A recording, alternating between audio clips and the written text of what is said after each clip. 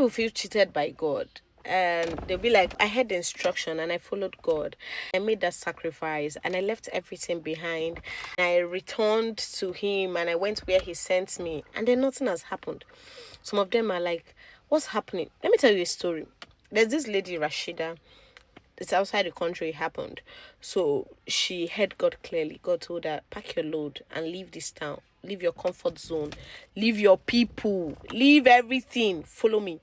And then she said, my God, God spoke and I heard Him. And then she followed God to a new place. You know how it is now when you move to a new place. Ask people who have relocated, they'll tell you. And then when she got there, every day she'd be like, God, what's your purpose for me? Why did you call me? What am I here for? But as she was in a waiting period, we called her waiting period. She said, okay, let me just be doing what I love to do the most. Then she was going about people's houses, taking care of their children, because she loved children, taking care of their children. She would go when people have dates, they invite her, please come and help us with our child. And then they will go out. Weeks passed, months, and then it turned into a year, and then a year and a half. And then she was wondering, God, about was this why you called me here, to leave everything and come here and come and be taking care of children? What about the purpose? What about what you promised me and everything? And then one day she was crying and praying. She packed her bag to move back. She was praying and she was saying, God, babysitting, taking care of people's children, watching, cooking, baking for them, playing cooking, and all those things. She said, God, is this why you called me? There's no title, no recognition, no salary, no, just like stipends. Thank you for taking care of our child. Is this why you called me? And then she was like, God, no, no, no, no, you can't do this to me. You can't, no, you can't bring me here. And then, so as she was worried, complaining and quarreling and angry and praying, and then God, she said she heard a voice that you are not cheated, you are not, but you are chosen. She was like, I beg you, I'm choosing his words. But she now packed her bags that, let me go for this daycare duty today. When she went there, as she was coming, she saw through the window, like, she saw the way the children were excited when they heard she was around. They were jumping, they were shouting, there was this joy. She has been coming every day. They're always this excited. But the first time in 1 year, she was able to see the excitement and this joy she brings to their life. And then see their faces. She was not like, what's happening? And then the mom just saw her, and then there was this, you came. I was already thinking I'm not going to go out again for this date with my husband. It's been a while. We've not been together to relax and everything. Like, you just see the mother, this really excitement. Those of you that have babysitters, you understand what I'm saying. There was this like, thank God you came. And then for the first time, it dawned on her that you are not cheated. You are chosen to bring joy to these people's life, chosen to bring rest where the mother is exhausted, chosen to bring love to the life of these children. You are chosen. Like, this season is not how it looks like. It's not how you planned it. If God have told you that you're packing your load, you're going to a new place, I clock it. How you've already imagined how you snap pictures and everything will be beautiful and all that.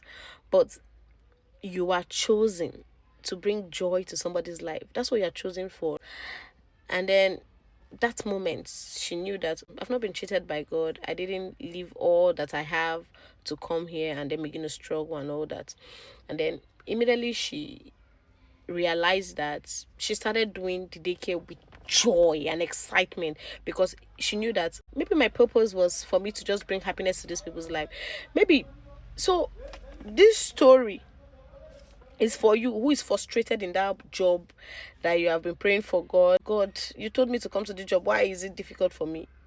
Maybe it's for you who is in another strange land and then you're wondering, what am I doing here? Why am I just here washing plates?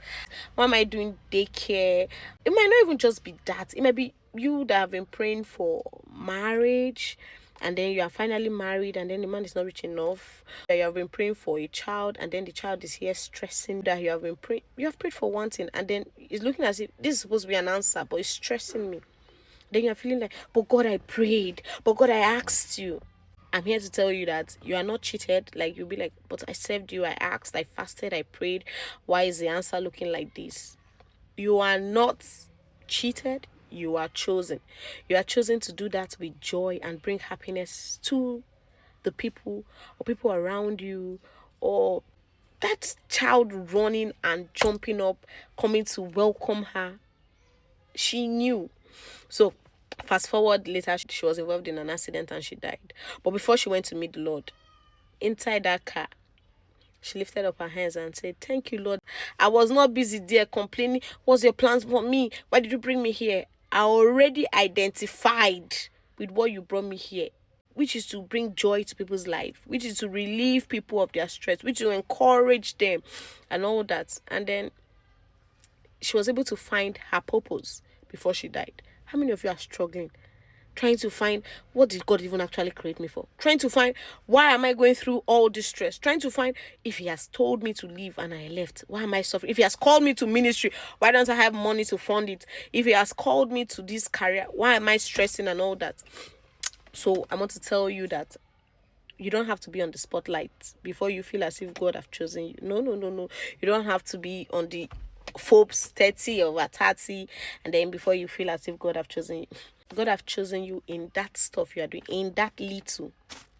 So sit down today and ask yourself, what do you think God called me, or what do you think I'm supposed to be doing in this period, in my waiting period, or in this period that sometimes you will hear that calling and there will be this assurance. I knew clearly that it was God. And then later you will now be wondering, what's happening? What's happening? What's happening? But I'm here to tell you, you are not cheated by God. You are chosen for a purpose. Tag somebody and remind them that they are not cheated. They are chosen. So they should find purpose in what they are doing. Thank you very much.